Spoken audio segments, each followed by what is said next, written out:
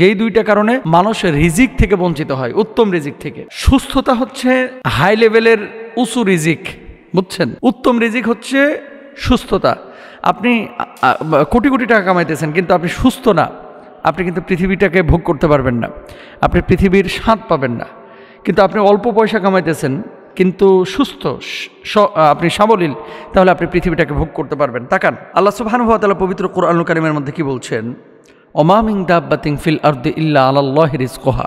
জমিনে বিচরণকারী যত প্রাণী আছে সবার রিজকের দায়িত্ব আল্লাহ সুবহানাহু ওয়া তাআলার নিজের। মানুষ সহ সব প্রাণীর রিজকের দায়িত্ব কিন্তু আল্লাহ তাআলা নিয়েছেন। সাগরের একটা নীলতিমি, একটাবার খেয়াল করেন তো ভাই, এই সাগরের নীলতিমিটা প্রতিদিন শুধু গোশত খায় 8 টন। 8 টন গোশত একটা নীলতিমি প্রতিদিন খায়। শত শত নীলতিমি আছে পৃথিবীর সাগরগুলোতে। এই নীলতিমিকে যদি 8 টন গোশত, 1 ট্রাক গোশত আল্লাহ তাআলা প্রতিদিন খাওয়াইতে পারে, আল্লাহ তাআলা কি আপনাকে এই 1 পোয়া 1.5 পোয়া 2 পোয়া চাউলের ভাত খাওয়াইতে পারেন না? আধা কেজি চাউলের ব্যবস্থা করে দিতে পারেন না? অবশ্যই পারেন। হাজার হাজার লাখ লাখ পাখি দেখেন আকাশে উড়ে বেড়াচ্ছে, খাওয়াচ্ছে কে? আল্লাহ তাআলা। রাস্তার কুকুরগুলোর রিজকের দায়িত্ব আল্লাহ তাআলা নিয়েছেন। আপনি কয়টা কুকুরকে খাবার দেন? প্রত্যেকটা মানুষের রিজকের দায়িত্ব আল্লাহ সুবহানাহু ওয়া তাআলা নিয়েছেন, কিন্তু রিজিকটা খুঁজে নিতে হয়। কেন মানুষ রিজিক থেকে বঞ্চিত হয়? রিজিক থেকে বঞ্চিত হচ্ছে কেন এই পৃথিবীর মানুষ? 1 নম্বর হচ্ছে গুনাহ করা। আপনি যদি রিজিকের মধ্যে বারাকা চান তাহলে 1 নম্বর শর্ত হচ্ছে গুনাহ আপনাকে ছাড়তে হবে ভাই। পৃথিবীতে অসংখ্য মানুষ পাবেন যে মানুষগুলো গুনাহ করার কারণে পারিবারিক জীবনে সুখী হতে পারছে না, যে মানুষগুলো গুনাহ করার কারণে দৈনন্দিন জীবনে সুখ পাচ্ছে না, শান্তি পাচ্ছে না। গুনাহ করার কারণে এই মানুষগুলো শত কোটি টাকা কামায়াও, অর্জন করেও পৃথিবীটাকে ভোগ করতে পারতেছে না। আল্লাহর হাবিব সাল্লাল্লাহু আলাইহি ওয়াসাল্লাম বলেছেন, দোয়া ছাড়া আর কিছুই ভাগ্য পরিবর্তন করে না, নেক কাজ ছাড়া আর কিছু আয়ু বাড়ায় না, এবং পাপ ছাড়া আর কিছুই মানুষকে রিজিক থেকে বঞ্চিত করেন না। অর্থাৎ দোয়ার মাধ্যমে মানুষের তাকদীরে মুআল্লাক বা কাজ সংশ্লিষ্ট ভাগ্য পরিবর্তন হতে পারে। নেক কাজ করলে হায়াত বৃদ্ধি পেতে পারে বা জীবনে বরকত আসতে পারে। গুনাহ করলে মানুষ রিজিক থেকে বঞ্চিত হয়ে যায়। রাসূল সাল্লাল্লাহু আলাইহি ওয়াসাল্লামের স্পষ্ট কথা। 5 ওয়াক্ত নামাজ আপনি পড়তেছেন না, আল্লাহর ফরজ বিধানগুলো আপনি মানতেছেন না, আপনি রিজকে বারাকা চাচ্ছেন, কিভাবে সম্ভব? সম্ভব না। এই জন্য উত্তম রিজিক যদি চান তাহলে 1 নম্বর কাজ হচ্ছে গুনাহমুক্ত জীবন গড়া। গুনাহ যদি আপনার ভিতরে ঢুকে আপনি রিজকের মধ্যে বারাকা পাবেন না। তারপর আসেন 2 নম্বর হচ্ছে আল্লাহ সুবহানাহু ওয়া তাআলা যেটা আপনার সূরা ইব্রাহিমের 7 নম্বর আয়াতের মধ্যে বলেছেন, কি? ইদ তাআযানা রাব্বুকুম লা ইন শাকারতুম লা আযীদান্নাকুম ওয়া লা ইন কাফারতুম ইন আযাবি লাশাদীদ। স্পষ্টভাবে আল্লাহ তাআলা বলেছেন, যদি তোমরা শুকরিয়া আদায় করো, নিয়ামতের কৃতজ্ঞতা স্বীকার করো, আমি আল্লাহ তাআলা নিয়ামত আরও বাড়ায় দেব। কয়জন মানুষ শুকরিয়া আদায় করে এই পৃথিবীর বুকে আল্লাহর নিয়ামত ভোগ করে? আপনি দেখেন তো, 5% মানুষও পাবেন না, 5%ও পাবেন না। আর বাংলাদেশে ওরে আল্লাহ, যদি 1 মাসে 5 লক্ষ টাকাও প্রফিট করে ব্যবসায়ী কেউ, মধ্যবিত্তদের কথা বলতেছি, এরা জিজ্ঞেস করবেন, ভাই কেমন আছেন? আছি একরকম, চলতেছে একরকম, টাইনা টুইনা, এরকম একটা ভাবসাব। কখনো এর মুখে আলহামদুলিল্লাহ পাবেন না। ভাই কেমন আছেন? ভালো আছেন? নেই, ভালো নাই, চলতেছে, যাচ্ছে, এই আল্লাহ রাখছে, এরকম একটা ভাব, মানে শেষ। এর চাইতে পৃথিবীতে আর কষ্টে কেউ নাই। শুনেন, যদি আল্লাহর সিদ্ধান্তে আপনি খুশি থাকেন, যখন সুখে আছেন বলবেন আলহামদুলিল্লাহ, দুঃখে আছেন সবর ইখতিয়ার করবেন, ধৈর্য ধারণ করবেন, নিয়ামতের শুকরিয়া আদায় করবেন, আল্লাহ তাআলা নিয়ামত বাড়িয়ে দিবে। 2 নম্বর, রিজকের মধ্যে বারাকা না আসার বা উত্তম রিজিক না আসার একমাত্র মানে দ্বিতীয় কারণ হচ্ছে শুকরিয়া আদায় না করা। আপনি শুকরিয়া আদায় করবেন, আল্লাহ বলতেছে রিজিক বাড়াবে। শুকরিয়া আদায় করবেন না, আল্লাহ বলতেছে রিজিক ছিনিয়ে নেবে এবং আযাবের ব্যবস্থা করবে। কেন আপনি করতেছেন না?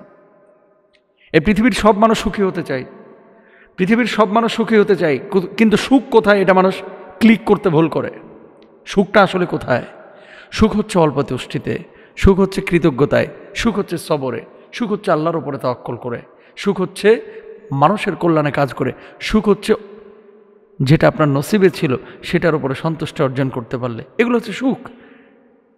এবং সুস্থতার নিয়ামত যদি আপনি পেয়ে থাকেন, আপনার চাইতে পৃথিবীতে সুখী আর কেউ নাই। আল্লাহ তাআলা আমাদেরকে বোঝার তৌফিক দান করুন।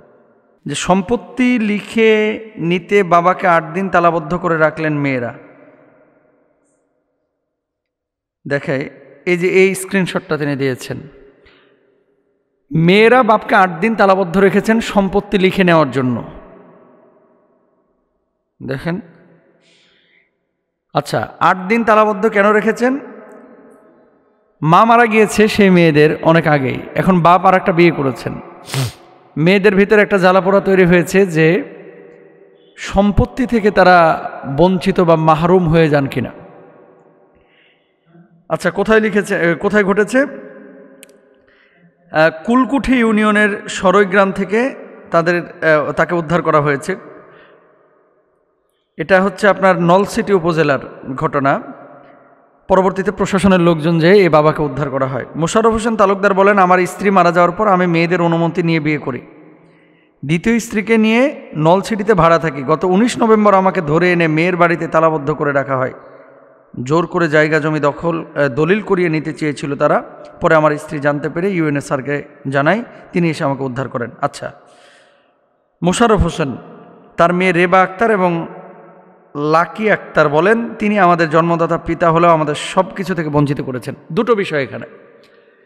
একটা হচ্ছে যে বাপ মার ইন্তেকালের পরে সন্তান কতটুকু সম্পদ পাবে, এটা কিন্তু আল্লাহ সুবহানাহু ওয়া তাআলা কোরআনুল কারীমের সূরা নিসার 11 নম্বর আয়াতে উল্লেখ করে দিয়েছেন। ইউসিকুমুল্লাহু ফি আওলাদিকুম লিয-যাকারি মিসলু হাজ্জিল উনসায়াইন। বাপমার ইন্তেকালের পরে ছেলেমেয়েরা কতটুকু সম্পদ পাবে, ছেলে কতটুকু পাবে, মেয়ে কতটুকু পাবে, এটা কিন্তু এখানে আলোচনায় আমি বলতে পারবো না। 2 জন মেয়ের সমপরিমাণ একজন ছেলে পাবে। এখন আপনার বাবার কয় বিঘা সম্পত্তি আছে, কতটুকু আপনি পাবেন, কতটুকু আপনার বোন পাবে, 4 বোন হলে কট্টক, 8 বোন হলে কট্টক, এটা তো আসলেই ক্যালকুলেশন না করে বলা যায় না। ভাই মোশাররফ হোসেন, আপনি দ্বিতীয় বিয়ে করেছেন। বিয়ে করার পরে আপনি মারা যাওয়ার পরে আপনার সন্তান সন্ততিরা সম্পদ আপনার পাবে। আমাদের সমাজে কিছু ছেলে মেয়েরা আছে যে যারা অস্থির হয়ে যায় সম্পত্তি পাওয়ার জন্য অস্থির হয়ে যায়, যে বাপমার জীবদ্দশায় সিকিউরিটি স্বরূপ বাপমা যদি কোনো সম্পদ রাখে, এই সম্পদটা পর্যন্ত তারা হাতছাড়া করতে চায় না, এক্ষুনি দেওয়া লাগবে। ও ভাই, আমাদের দেশের যে কালচার, ম্যাক্সিমাম বাপমাই কিন্তু আতঙ্কে থাকে যে এই সম্পদ লিখে দেওয়ার পরে এই বদমাইশগুলো আমরা দেখবে কিনা, এই জন্য সম্পদটা লিখে দিতে চায় না। আচ্ছা, লিখে যদি দিতেই হয় তাহলে সমস্ত সন্তানদেরকে মেয়েরা যতটুকু পাবে তাদের অংশ এবং ছেলেরা যতটুকু পাবে তাদের অংশ, এটা আপনাকে সমভাবে বন্টন করে দিতে হবে। এটা লিখতে হবে, লিখে আপনি ওসিয়ত করে যাবেন। অনেকে হিবা করে যায়, জায়েজ আছে। কিন্তু আমার বোনেরা যে কাজটা করেছে, এই যে মেয়েরা যে কাজটা করেছে, বাংলাদেশের একটা তিক্ত অভিজ্ঞতা কি জানেন? বাপ যখনই দ্বিতীয় বিয়ে করে মা মারা যাওয়ার পরে, তখনই ছেলে মেয়েরা বাপের খেদমতের চাইতে চিন্তায় বেশি পড়ে যায় কি, যে এই মা বাপকে বইলে সব কিছু লিখে নেয় কিনা, বা এই মায়ের গর্ভে যদি কোনো সন্তান আসে তাহলে আমরা ঠকে যাই কিনা। ভাই, আর রিজকু মাকসুমুন, মনে রাখবেন রিজিকটা হচ্ছে বন্টিত। এটা কতটুকু আপনি পাবেন, কতটুকু খাবেন, কতটুকু আল্লাহর পক্ষ থেকে আসবে, এটা আল্লাহ ছাড়া কেউ জানে না। রিজিক নিয়ে এত পেরেশান হবেন না। আমরা অস্থির, আমরা উম্মাদ, আমরা পাগল। ভাই, এই রিজিক নিয়ে আমরা এত পেরেশান, লজ্জা লাগে যে একজন মেয়ে তার বাপকে নিয়ে এসে আটকে রাখছে 8 দিন। বাপ যদি মেয়েদেরকে অধিকার থেকে বঞ্চিত করে, অবশ্যই আপনি বাপকে বোঝান। আর বাপ যদি অধিকার থেকে বঞ্চিত করে মেয়েদেরকে, আল্লাহর আদালতে এই বাপকে দাঁড়াইতে হবে। এটা কিন্তু ফরজ বিধান। কোনটা? যে বাপ মা ছেলে মেয়েদেরকে যদি আপনি বঞ্চিত করেন। আল্লাহ রাসূল সাল্লাল্লাহু আলাইহি সাল্লামকে এক সাহাবী বলছে, ইয়া রাসূলুল্লাহ, আমি আমার সন্তানদেরকে সম্পত্তি লিখে দিতে চাই। নবীজি সাল্লাল্লাহু আলাইহি সাল্লাম বলছেন, সব সন্তানকে কি সমভাবে লিখে দিয়েছো?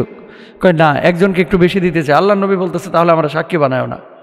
তো নবীজি নিজে নিষেধ করেছেন, এটা আপনার উপর অত্যাবশ্যক আবশ্যক। কিন্তু আপনি ছেলে মেয়েদেরকে যদি সম্পদ লিখে দেন, সবাইকে সমভাবে লিখে দেন, যার যতটুকু অংশ, ছেলের অংশ ছেলে পাবে, মেয়ের অংশ মেয়ে পাবে। এখন আপনার দেওয়ার যদি নিয়তি না থাকে যে দিবই না, তাহলে মেয়েরা ছেলেরা তো আপনাকে জোর করবেই। আর যদি এমন থাকে যে না, দেওয়ার নিয়ত আছে, আমার মারা যাওয়ার আগে এরা আমার কাছ থেকে সব কিছু লিখে নিতে যাচ্ছে, এটা মেয়েদের জন্য অন্যায়, এটা ঠিক না। তাহলে কি করবেন? কোনো বাপ মাকে এরকম জোরাজোরি করবো না আমরা সম্পদের জন্য। আর বাপ মাকে বলবো যে আপনারা ওসিয়ত করে যাবেন, যতদিন আমি বেঁচে থাকবো তোরা কোনো সম্পদ পাবি না, আমি মারা যাওয়ার পরে যার যতটুকু অংশ শেষ ততটুকু অংশ তোরা নিয়ে যাবি। এইভাবে যদি হয় তাহলে এটা সুন্দর হয়। যে কাজটি করেছেন আমাদের বোনেরা, আমাদের মায়েরা, আমাদের মেয়েরা, হ্যাঁ, এটা উচিত হয় নাই। এরকম অহরহ ঘটনা কিন্তু ঘটছে যে বাপের সম্পত্তি পাচ্ছে না দেখে সম্পর্ক শেষ। ইসলাম যে সম্পত্তির কথা বলেছে, এটা আপনার ইন্তেকালের পরে, ইন্তেকালের আগে না। ইন্তেকালের আগে যদি দেয় তাহলে জায়েজ আছে, কিন্তু আপনি জোরাজোরি করতে পারেন না। এই টাকার মালিক তো আপনি না, আপনার বাপ। এই টাকার মালিক আপনি না, আপনার মা। তাহলে কেন জোরাজোরি করতেছেন? এগুলো সমাজের মধ্যে একটা ভাইরাস আকারে ছড়িয়ে পড়েছে। এগুলো উচিত না, ঠিক না। আল্লাহ বুঝদান করুক।